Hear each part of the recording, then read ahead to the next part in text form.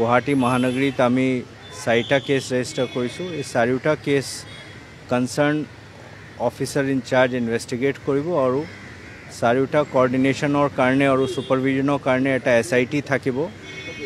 এই SITত আমাৰ joint CP in-charge থাকিব আৰু ওভাৰঅল ছুপাৰভিজন CP গুৱাহাটীৰ হ'ব।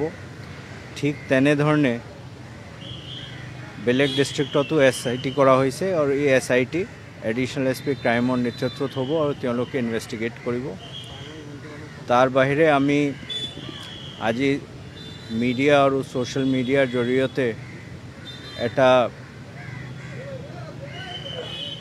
ৰিলিজ আমি দিছোঁ, য'ত আমাৰ ফালৰ পৰা এনাউন্স কৰা হৈছে যে এই ID সদৃশ বস্তু যিখিনি ইয়াত প্লেচ কৰা হৈছে, এইখিনি কোনে বনাইছে, কোনে ট্ৰান্সপৰ্ট কৰিছে, কোনে ইয়াত আনি প্লেচ কৰিছে, তাৰ বিষয়ে যিখিনি ক্ৰেডিবল ইনফৰমেশ্যন দিব তেওঁলোকক আমি 5 লাখ টকা পৰ্যন্ত ৰিৱাৰ্ড দিম।